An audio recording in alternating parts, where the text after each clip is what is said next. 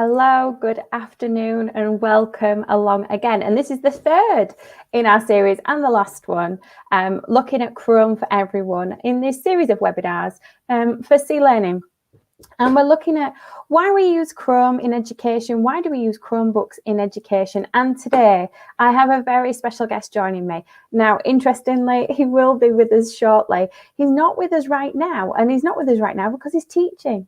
And that's the real life of education, is that teaching happens and we have to just fit these things as and when. But as if by magic, look who I found. Hello, Darren. Hello. How you doing? All right. I'm all right. How are you? I'm hot off the press. I've just finished a Year 11 lesson, so I've literally rushed in to sit down. Oh, well, thank you. We appreciate you joining us. We will just say we're not married and we're not related, although we do have the same surname. It comes up all the time. We're always asked. Just as well. I think we'd kill each other. Maybe that's why it makes us good friends. So I'm going to do that awkward bit now, mate, and I'm going to read your bio out. Are you ready? Oh, go on then.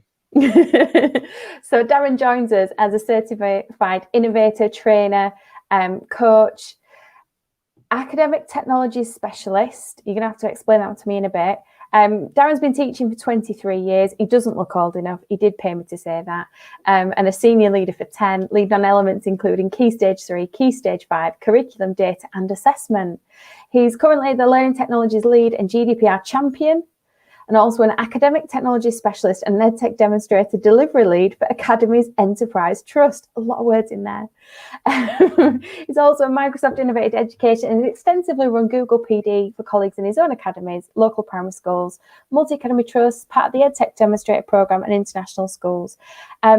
How I know him is that he's the co-leader of GEG UK, which is a really supportive group of people in the UK, global GEG as well. And he's a strong believer in making people's lives easier and an advocate of moonshot thinking. And he's also the founder of My EdTech Buddy. And he was a host on Joy FM, but he's not a host on Joy FM anymore. So welcome, Darren. You're going to have to explain to me then. I think we're out of time, Tammy. Academic technologies specialist. Go on, tell us. So, like technology, used in schools. Yeah. And I'm quite good at it. So that's a thing that they've made for you. Yeah. Oh, I like that. Absolutely. We have a number of academic technology specialists in the trust that work specifically to try and improve outcomes for students through teaching and learning, but also improve the workload on staff through process refinement and things like that as well. So fab.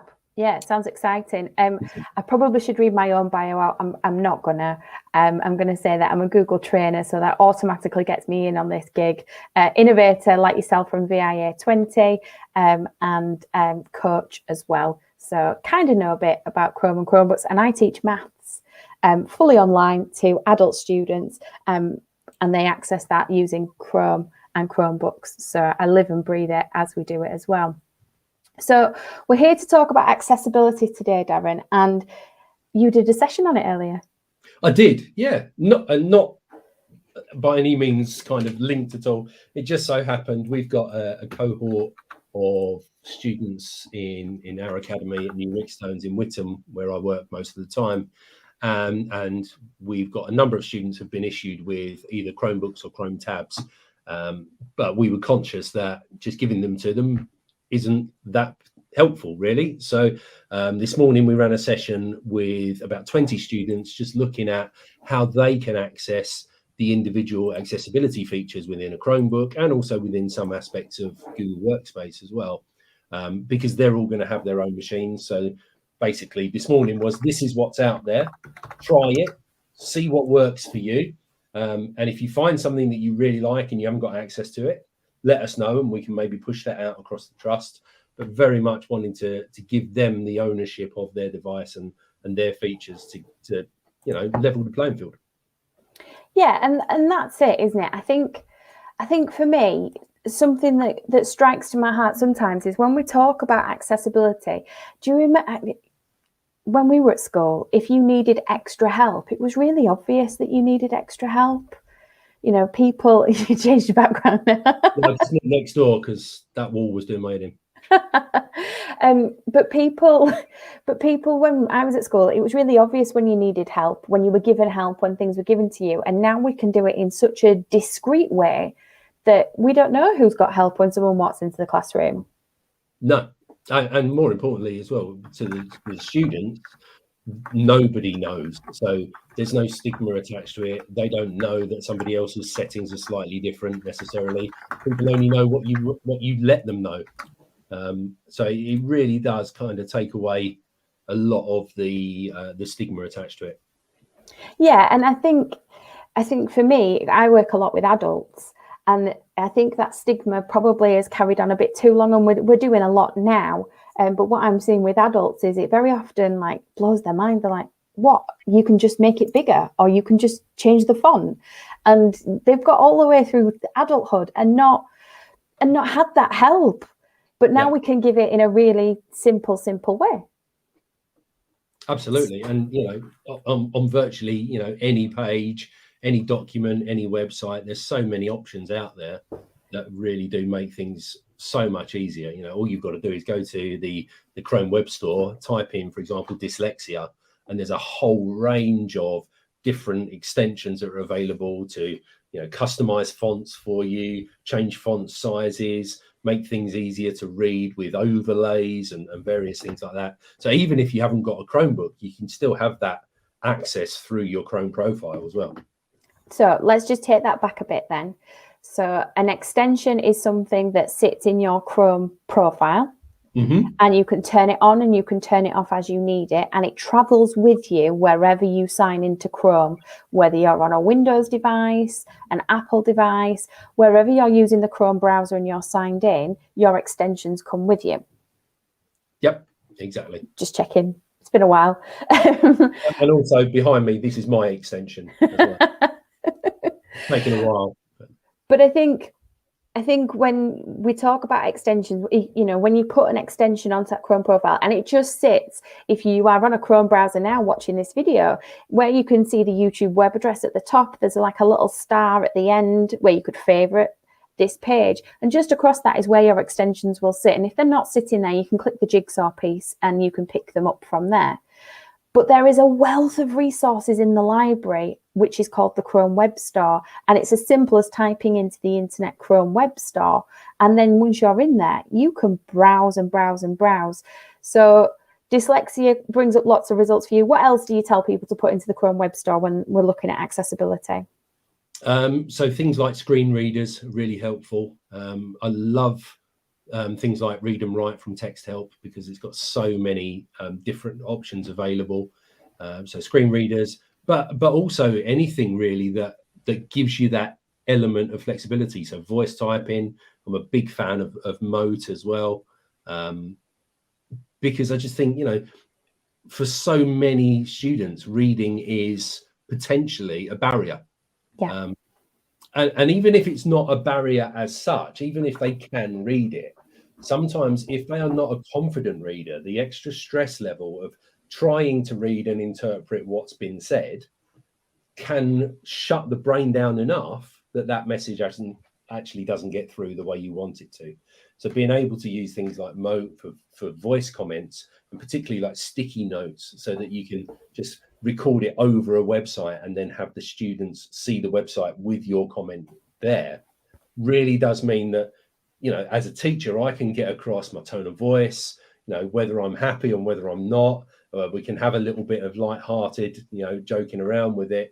But also as a language teacher by profession, I can get across things like pronunciation and all that kind of stuff that you would never do if you were trying to do it through written feedback. Yeah, and I think as well, I would include in that students who have processing delay or difficulties focusing. Sometimes if we set them a website to go research and look at, there's so many distractions in the world anyway, but if you have an additional need, you quite possibly might not take to the task as the teacher intended. So by sticking a voice note on it and using the extension Mote in your Chrome browser, you're able to then guide that student whilst they're in that task as well. And I always talk about being that expert teacher whenever they're not with you. And I think all of these features enable us to do that. But let's talk about Chromebooks then, Chromebooks specifically. Mm-hmm. How do your students find Chromebooks when they're using them? So to start off with, particularly the younger students and coming in at year 7, spend a lot of time getting very frustrated because they keep pressing caps lock and something weird happens. Because on Chromebook, there isn't a caps lock button, it's a search button, which actually I really love. Yeah. But it takes a little bit of getting used to. So that's one of the first things we do with them, is actually firstly reminding them that you don't have to use caps locks if you want to just do capitalization of one letter, because a lot of them come with that kind of preconception, if you like. But then we do a little bit of work around how to get used to the keyboard, a couple of keyboard shortcuts, like how to do screen prints and things like that. But generally they pick it up really quickly. And the real advantage for me, having, as I said, I've been teaching for 23 years, and I've gone from absolutely no computers anywhere in the school, apart from the odd BBC, right the way through to where we are now. We've had Macs, we've had, HP desktop machines, we've had thin clients, we've had pretty much everything during the course of it. But Chromebooks are the one that when you turn them on, they're on.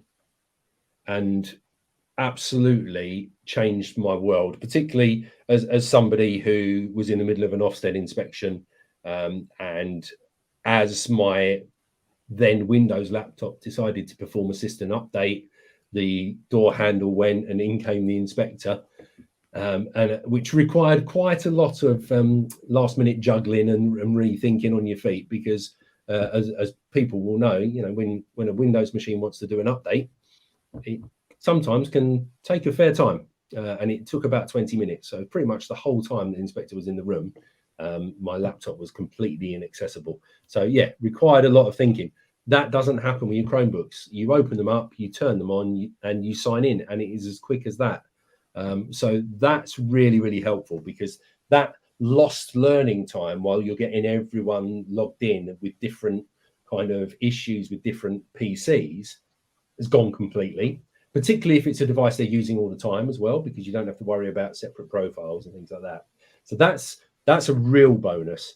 And then the other thing for me, battery life is superb. So I have a Chromebook that I use for teaching. I probably charge it every 3 days. Wow. Which, like, when I tell my daughter and she compares that to her phone, which is like every 30 minutes, she's charging it back up again. It's a whole different ballgame. But these devices will last all day. If you put them on charge overnight, they'll be ready again for the following morning, and they will last all day, which again is absolutely superb. And the other thing about it, actually, they're pretty durable. They are pretty solid. Like mine, I've got a Lenovo 300E, which I'm really lucky because it's a flip version, comes with a stylus with its own little garage, so I don't lose it, which was really important to me. Yeah, I could do with that. I've got a Wacom One and I always lose my pen. Yeah, no, absolutely. I have got a tablet as well with a pen and all that kind of thing. But yeah, my Chromebook has a little garage, so just the pen just sits in there, and I've never lost it. So I've had it for 3 years, and that is good going by my record. I've got Chromebook envy. Yeah, no, it's good, but they're really robust. Like that travels everywhere with me, and I can carry it around one-handed. It flips, so it works as a tablet as well, and the screen's really responsive, and the pen actually is very, very realistic when you're working with it. So for a relatively inexpensive machine, I think they're in the region of about £250 each. They're really, really good and really reliable, and versatile at the same time. Yeah, absolutely. And I think for me as well, you touched on some of the other things. When I think of accessibility, I also think about that digital divide as well for our students. And very often we are required as parents, and you and I are both parents, and we are required as parents to foot the bill for some of these things. And sometimes some of the kit that they come home and that they need is quite expensive. When a Chromebook can do the job, I think that lowers that price point for those parents, but it also means that schools can purchase more devices as well because that price point has been lowered.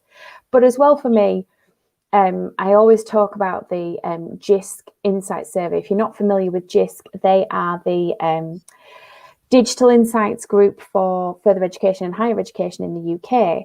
And their most recent survey shows that 15% of students have a problem with learning at home because they're using mobile data.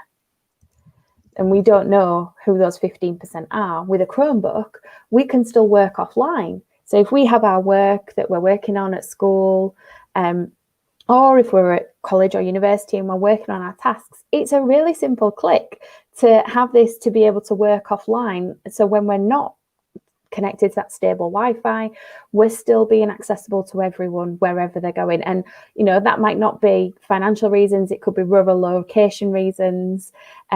Where I teach is the North Yorkshire Moors, so when they get on the bus, although the bus has Wi-Fi, it doesn't get any signal. So that was well thought through. Yeah. So there's things like that, and I think the accessibility for me, and it's something that I really strive for now, is things have to be web-based for me now, because the age of some devices that some students are using to access things, if they've not updated for a while for whatever reason, if we then say they need to download a series of apps, then we don't know whether that's going to have so much capacity to take those apps. But if we stick to web-based, we can do it on a Chromebook, and we can access it with mobile data at a minimal cost. But also, if we're sending them home with dongles, but also with Chromebooks, we can connect to Wi-Fi really simply and easily as well, if we do have it like on the bus as well. So I think that lowering the price point helps bridge that digital divide for accessibility as well. Oh, definitely. And the other aspect as well, because you've got the option to, you can manage the devices as a school or as a trust or however you want to do it. So you can control what students have got access to. You can limit things, but you can also push them out very, very easily without the students having to do anything. And equally, you haven't got the issue of bringing everything back in because you've got to do a software update. All the people have got to do is just press a little arrow that is prompting them saying, do an update. And within seconds, it's closed down and popped back up again. And new features are there and it's all working quicker. So they really do work for everybody, which I think is why they're vital and just enabled us to do so much more in school than we would have been able to do in a shorter space of time, but in a more interactive way as well. Yeah, absolutely. So thinking about then the updates, something that came to my mind when I was thinking about getting ready for this session was thinking about students who perhaps have autism, or students who might have undiagnosed autism, which is generally what I come across. And that ability to have your profile to just open up as you expect it. Yes. I think that's quite powerful, that it's familiar and you can have it set out how you want it set out. And whenever you log on and you log into Chrome, wherever you log into Chrome on any device as well, it will be there and for you. And I think there's some real usefulness in overcoming, like you said, those barriers to learning at a really beginning point. It was interesting actually this morning when I was working with the students, we did a very quick sort of demo on how they could use things like Google Keep to do a drawing and then save that into their downloads on the Chromebook and then use that, put it into a Google Doc or a slide if they wanted to. And two of the students came to me at the end and said, I did my drawing, can I use this as my Chrome theme? So that's all they wanted to do. They'd drawn a parrot, brilliant. It was their first go at drawing on Google Keep, and they were like, "It's not brilliant, but I really like it. Can I have this as my background?" So then we went through with them how they can customize their Chrome theme. I'm a old-fashioned kind of guy, so I have a nice like walnut theme going on mine.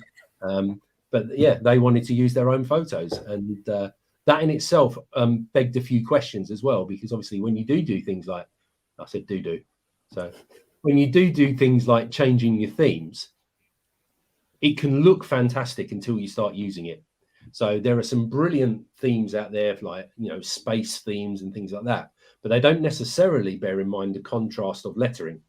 So you might choose a darker theme, for example, and then the lettering on your screen is also dark, makes it virtually impossible to see it. So running through that with them and just saying, look, you've got all of these different options. You can chop and change it as often as you like. You can have it change daily if you like, if you want something different every day.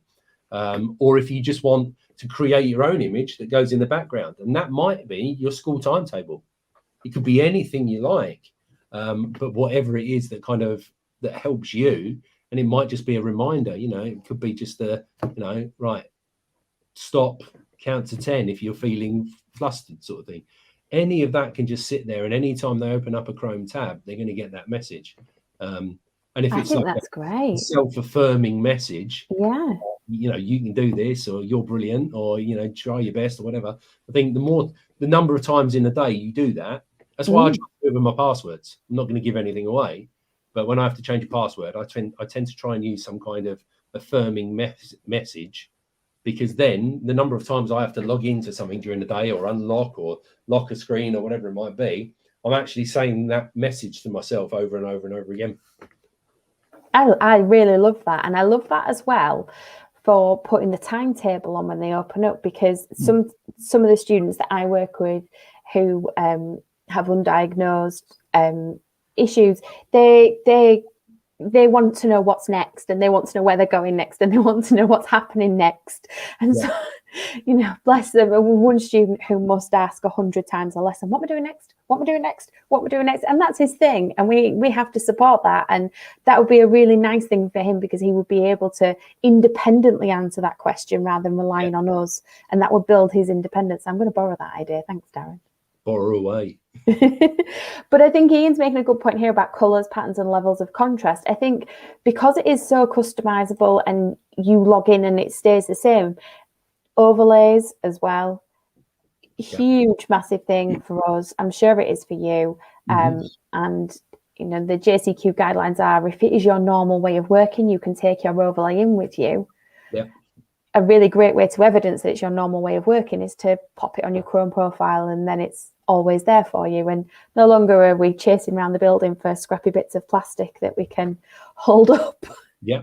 And exactly the same, you can choose your default fonts as well. So you can choose to have a Lexend font that's nice and easy to read, or you can choose to have certain things appear in font size 14, but other things in font size 16, depending on what it is you're looking at. So you've got that completely customizable experience for you individually, like you say, anywhere in the world on any device.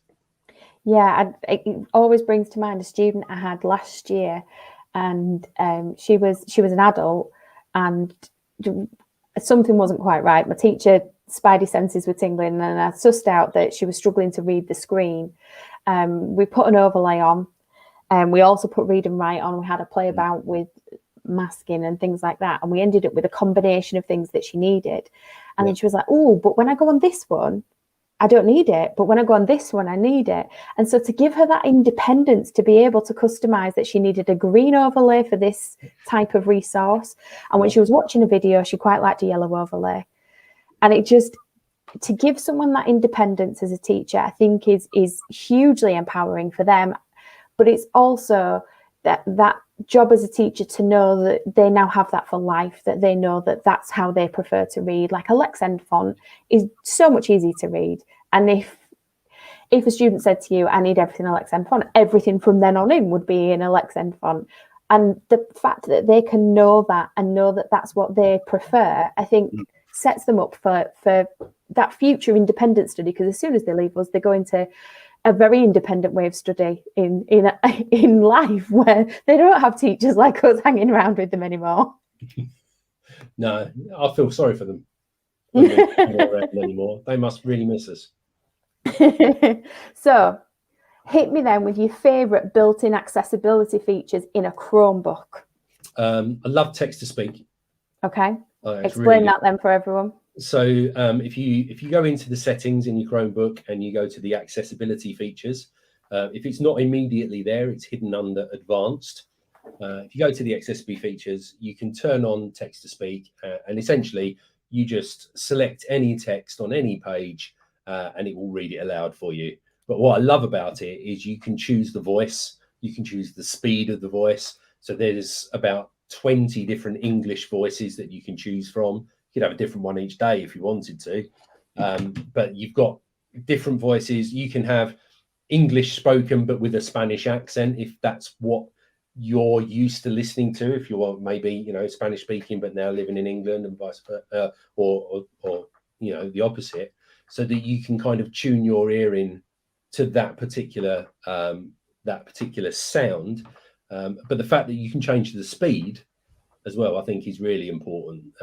So that's one of the things I really love, because that's useful for everybody, actually. I think so. Yeah, not just like as I get older, I'm starting to sort of do that a little bit more with things, and that means I don't have to. But so that's one of my favourite features, and the other, really, I think, it's not actually specific to Chromebooks, but I love voice typing in docs. It's just a great way, and I really try and encourage my students, if they've done a piece of work and I've given them feedback on it, I tend to say to them, look, if you're going to improve this, just open a new window, turn on your voice typing, read it out, put the new bits of content in, instead of having to jumble around loads of paragraphs and think about where are we going to stick this in. Just put little asterisks, right? Say that paragraph then, and it's going to do the whole thing for them. And it's much more fun for them to do, because they can kind of watch it appearing on screen and they quite like it that way. But also from the point of view of, it's a lot less work. Like, why not? You know, and us as adults, why not just have voice typing turned on in a meeting, and then you haven't got to type any minutes? Yeah, I know. I don't know. But also with voice typing, I'm guessing when they're reading their own workout, they're naturally making corrections, and they're like, oh, yeah, that doesn't. And they're like, oh, I might want to, I need to. I think that's great. Yeah. And working with the students this morning, some of them are like, well, what happens if you want a comma? And I say, well, find out. Comma. Oh, yeah. And then they started going, well, what about a new paragraph? Oh, it's done it, because it's listening. They were like, oh, what about if I want a colon? And then they all started laughing because it started mentioning colon and putting yeah, and it went off and explored, and it found, yeah. But I think I've been ill twice already this month, so I don't want to. I think for teachers, though, when it comes to report writing, that has to be like the way to go for writing reports, surely. Yeah. Because then you're going to hear your turn of phrase of how you engage and interact with that student. You're going to get that customization and that personalization of students. Stuart's joined us. He's done one of these webinars already. And he thinks staff should be trained upon accessibility features so they can implement them right at the start of the year. So what are your top tips for getting staff on board for this to be the normal way of working at the start of the year, do you think, Darren? Well, I'm kind of slightly behind, because we were going to do it at the start of the year, but the Chromebooks didn't arrive. There have been supply issues. So in an ideal world, I would have taken the students on the first day and done some work with them. And then I would get the students showing the teachers. Actually, because, that's when you get the best response out of it, I think, is when they start to find their own little idiosyncrasies and the things that they want to use. Because as teachers teaching thousands of students, we're never going to remember every student's individual needs and likes and everything else. But if actually that student sits down with us and says, look, I can do this on my Chromebook and it's really helpful, then, you know, from that point of view, teachers can then start to understand, or maybe that I thought they couldn't access, maybe they can now. Yeah. So it kind of, and also that does a lot for the confidence of the students as well, because they're doing the teaching. Yeah, and then they're finding out what they like, and you know that to learn what the difference between a docked magnifier and a magnifier. And again, these are under the accessibility features in a Chromebook, and a docked magnifier sort of literally docks it, and a magnifier allows you to hover over and see it with your eyes. You might want to start using that, actually, Darren. Thanks for that. It's all right. You mentioned it, but automatic clicks I think there's huge things for automatic clicks. I was out for coffee with a friend this morning, and her daughter's like really hurt her hand, like needed an operation, her hand. And she was saying that she was getting really frustrated, and she was doing voice typing, but it was still really hard for her. And so I showed her mum this morning now in the coffee shop how to turn on automatic clicks on a Chromebook.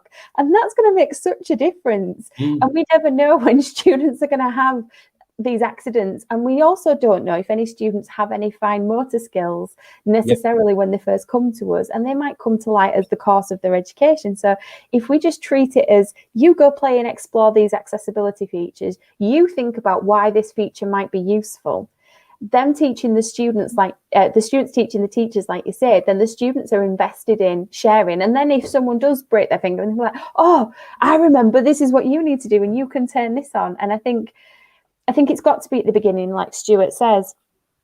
Ian's saying here now, is saying 20% of the accessibility sheets probably solve 80% of students' needs.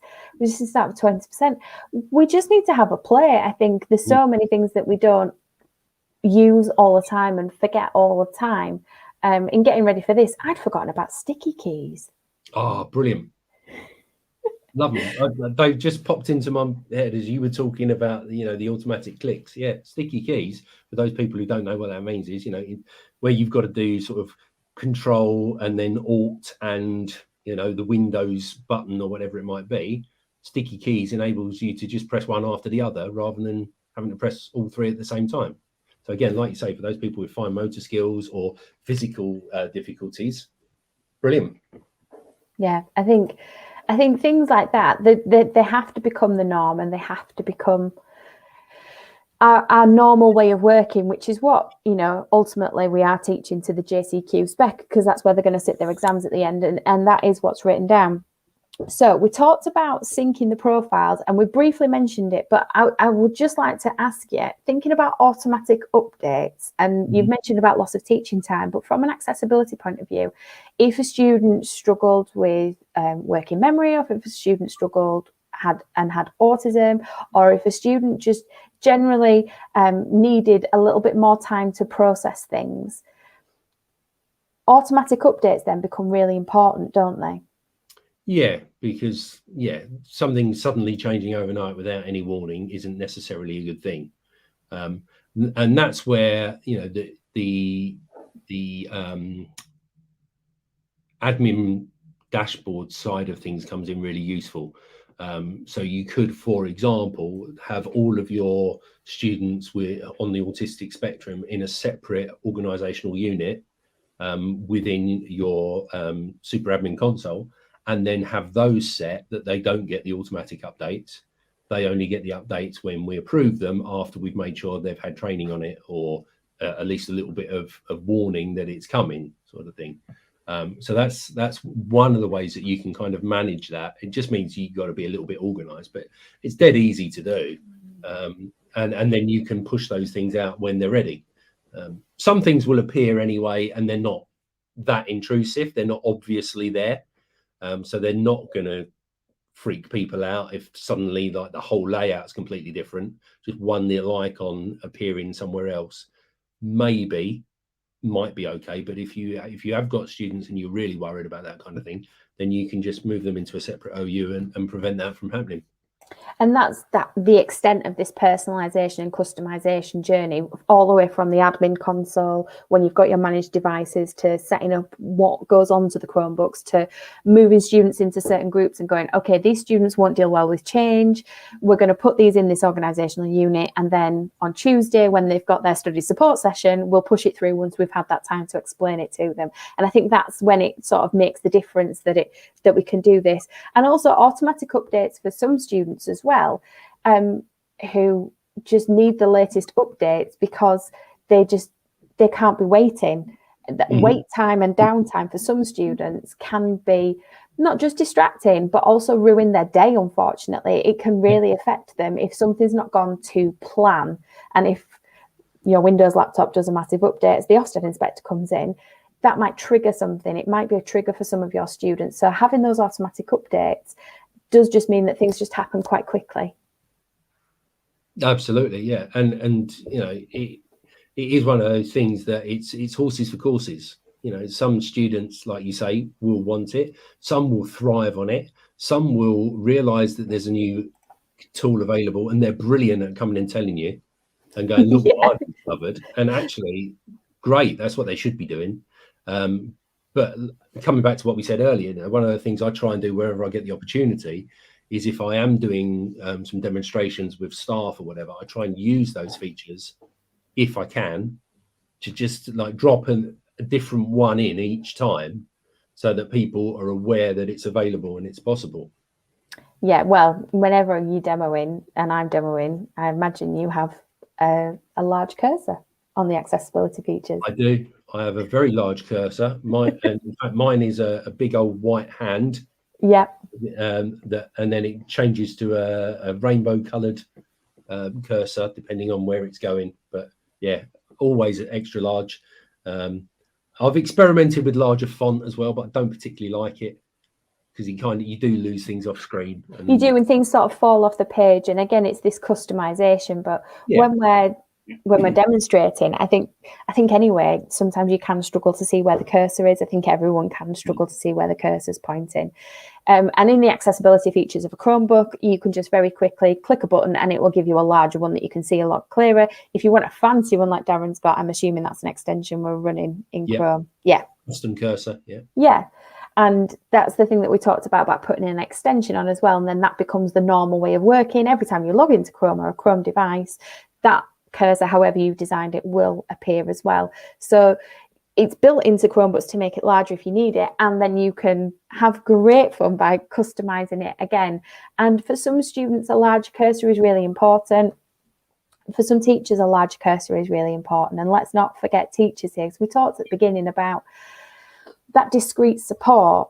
And I think we also can include teachers in giving that discrete support as well. And just helping our colleagues out by saying, look, this is what it can do. One of the other things I like with the cursor controls as well on the Chromebooks is you can basically have them go invisible when they're moving and only appear when they stop. So if you've got students who are easily distracted and don't like to see cursors flying all over the screen, it will disappear while you move it and then pop back up again as soon as you stop, which, like you say, can be making a huge difference to certain individuals. Yeah, absolutely. So thinking that we've talked about the built-in features of the Chromebook, we've talked about Chrome extensions and Chrome profiles. I just want to touch on a bit about what do you think about how a touch screen can support students from an accessibility point of view? Why would that be important, do you think? I think they're brilliant. I do think they take a little bit of getting used to, but certainly for people who've got physical impairments, absolutely superb. And I know we've both played around with the idea of taking a Google slide, adding images to it, and then I've got it ready. I've got it ready to come on. There you go. So recording some moat sounds with it and actually creating an AAC board of your own. And being able to give a student a voice where maybe they don't have normally, or if they really struggle with typing, at least they can kind of just touch the screen really simply. It doesn't have to be a hand, it could be anything, but that will enable them to communicate. So I think from that point of view, they're brilliant. They're also great for art, like the simplest of things, like pop open a Chrome canvas or a Google Keep and do a little drawing. Whatever you want to do with it, it's brilliant fun. And they work just like using a pencil. So if you take a colored pencil and you keep going over it, it gets darker and darker and darker, and you see the brush strokes and everything else. It's exactly the same with the Chrome canvases and the Keeps. The more you do it, the darker it gets. So it behaves in exactly the same way. The one thing I think that's missing, and I would love to have, would be a playback option on it, so that you could do a piece of art and then play it back and see the evolution of your picture. Nice. Because I think that would teach a lot of students about resilience. Yeah. Look at the picture, look at the route it's gone along, and actually this is the final piece. And when you watch the evolution of that, you realize there's so many bits of rubbing out and changing things and all that kind of thing. So I think that ability to be able to do that would be fantastic. And I've submitted it as a feature request, but if more people do, maybe we'll get somewhere with it. Yeah, and just on feature requests, I never assume that anyone knows anything. And any product that you're working on in the Google sphere, anything that ends with a .google.com address or docs.google.com or whatever it is, chat.google.com, whatever it is you're working on, there will be a question mark in the bottom corner. If you click on that, you can submit any feature request. Anyone can submit these at any time on anything that they want to see. So if you think that there is an accessibility feature that should be there as default, or if you think that there should be a feature there that would really help you, if you submit that, they are all genuinely picked up by teams who sit down, who evaluate them and see what's possible and what's not possible. And through years ago, about 2 years ago, maybe 3 years ago, Jamboard, I kept hitting it over and over and over again with a feature I needed for accessibility for my students. And eventually it was changed. And it was about the time delay when you're using the stylus on a physical Jamboard. And I suppose the same on a Chromebook as well, in that sometimes students who just need that little bit longer, that it needed to be adjusted. And they came back and they said they're working on it. And that was a while ago and they're still working on it. But they actually came back to me and they said that they would like to know more and how does this impact on the students and things like that. So it is a real team that act on those. So Ian's asked in the chat, where are the best places to go for advice on accessibility, Chromebooks and Chrome browsers? I'm going to hit off with our good friend and his VIA 20 project. Yeah. And I'm going to say Include Edu with Ryan. I think that's a really good place to start. I'll pop that in the comments as well. And his innovator project was about building a website where you could go and look via the need of the student and then via the platform. So it covers Microsoft, Apple and Google. And you can go to there, put the need of the student in, visual impairment, working memory, processing delay, whatever it might be, what platform or ecosphere you use, and you click on that and then it will bring up a list. And then they might hear some familiar voices on the videos of you and I on there.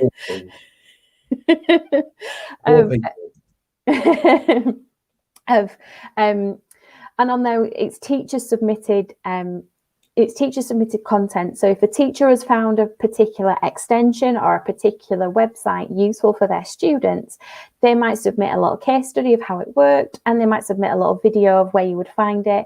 When I was playing about with it, I found Google's official eye gaze app for my mobile phone.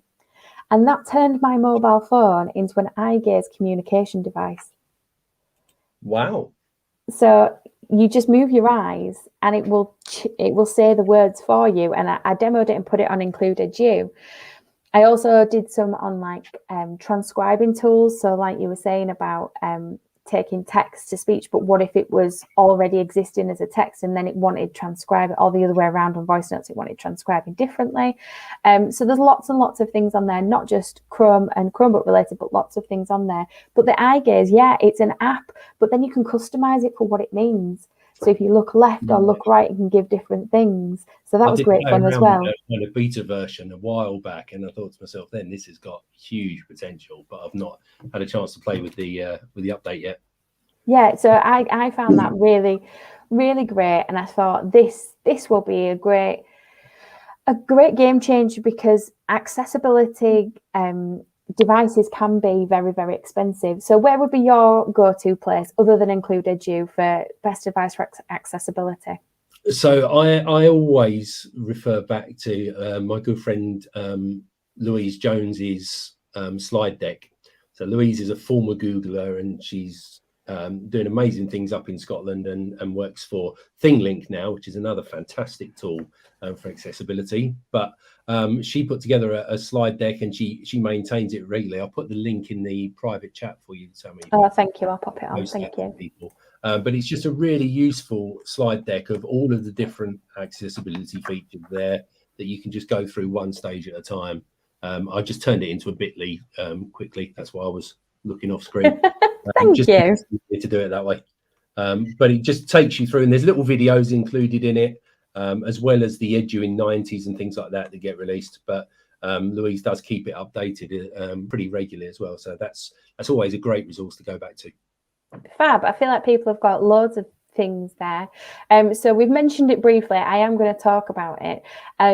So this I don't know if you know where this came from, but this came from a family member who had a child with extreme complex needs, undiagnosed, but couldn't speak, non-communicative.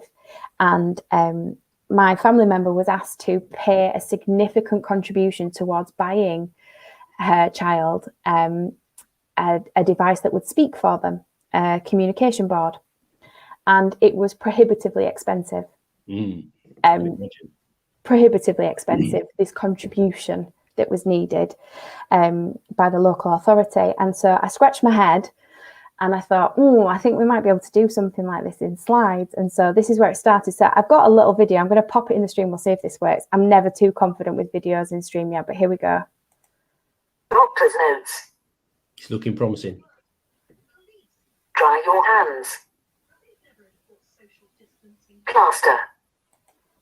So on each of those, you click or you touch on a touch screen the picture, and it takes you to it being read aloud. And so I made this for my family member, and then I then took it into work. And in work at the time, we had a specialist provision for profound learning difficulties, and those students stay with us until they're 25 or beyond. Because that's how long your EHCP, your education healthcare plan, remains in place.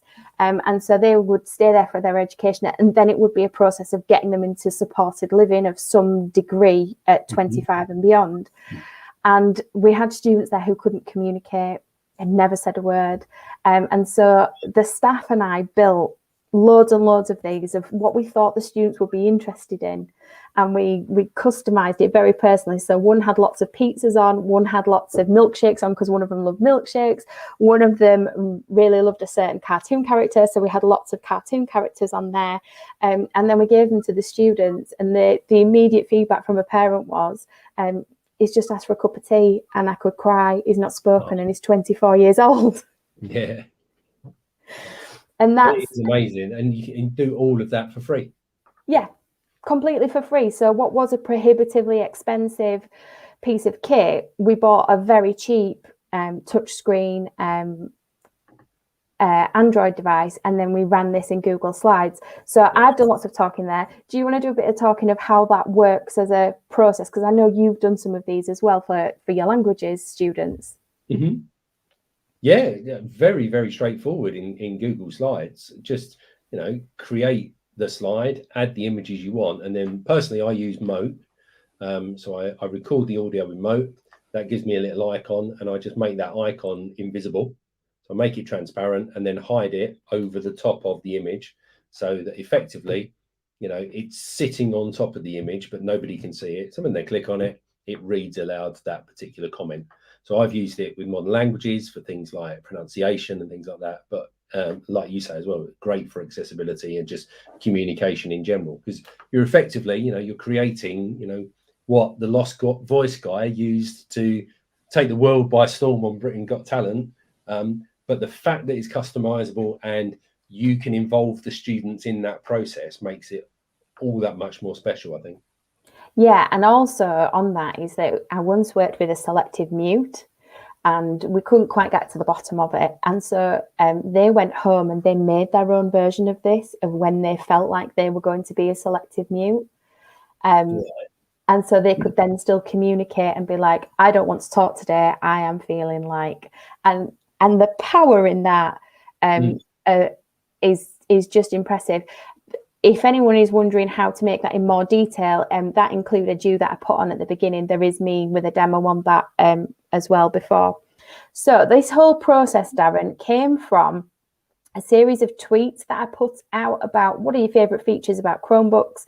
And so we're just going to have a quick rattle through. I think we've only got 3 today. We're just going to have a quick rattle through. Oh, not that one. We're going to share my screen. That's the end, but it's not quite the end yet, is it? Not quite the end. Let's go to this one. There we go. So we've got Alan who starts us off, and he said start speeds are phenomenal.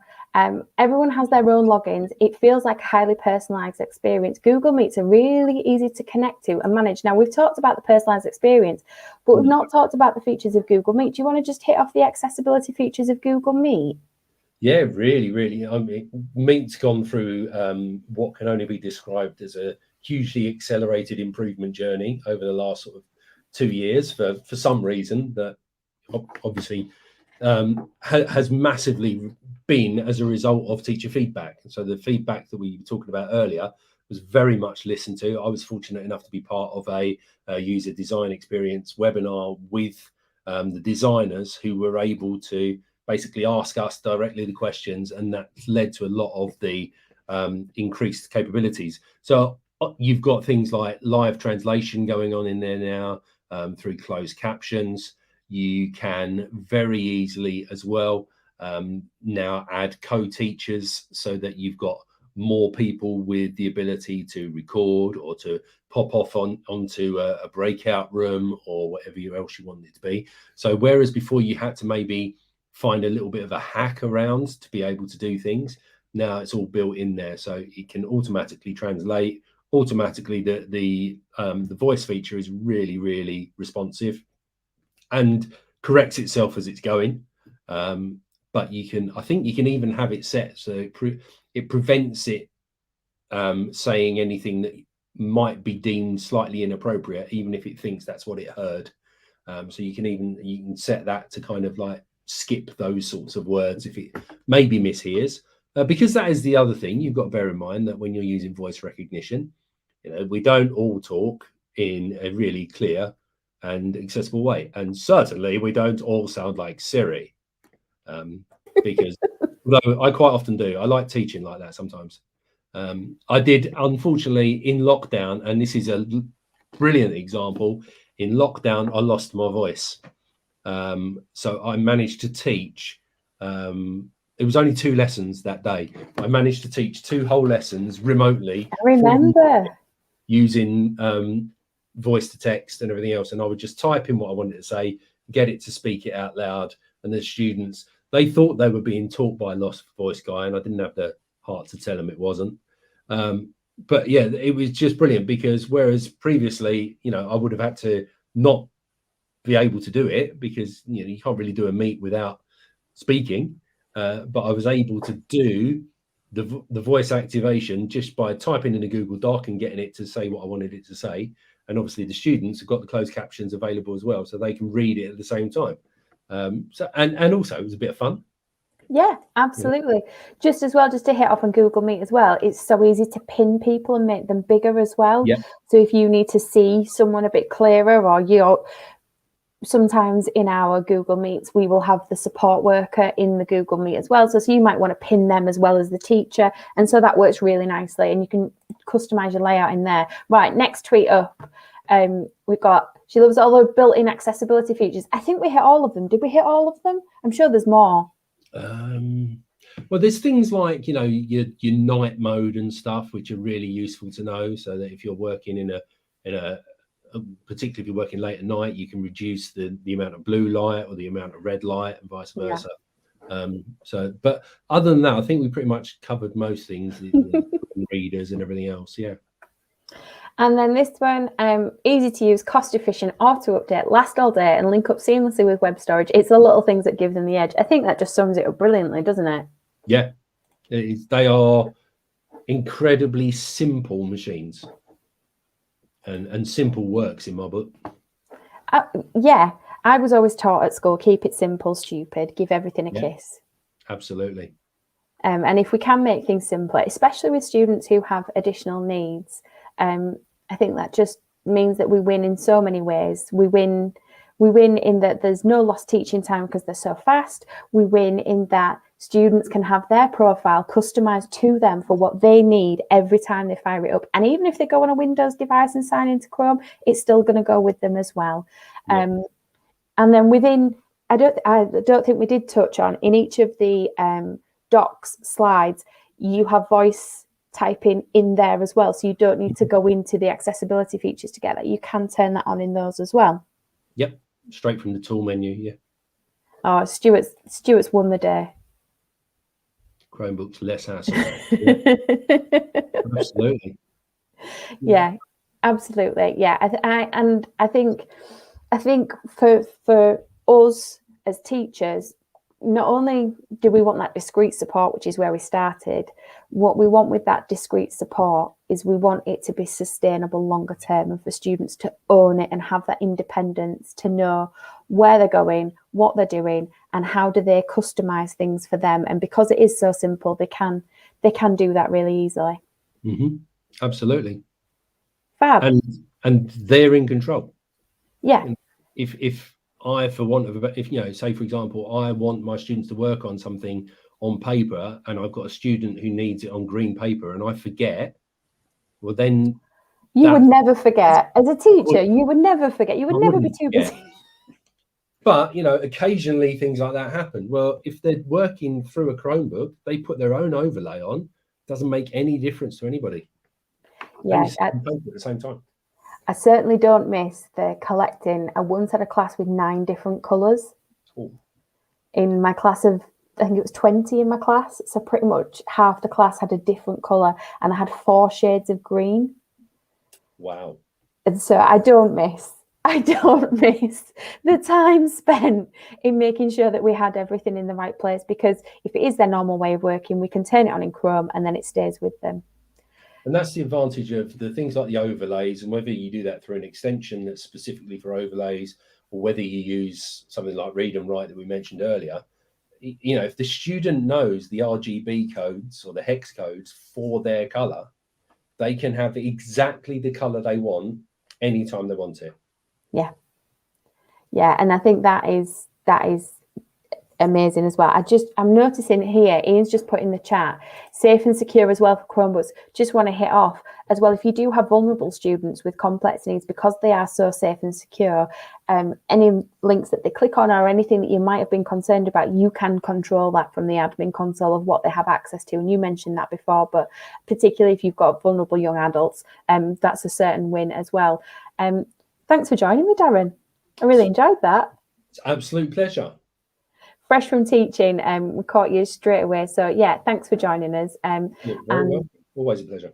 And you've seen Darren's got GEG UK at the bottom. Do search them out. I think there's over 500 people now. Get in there. Yeah.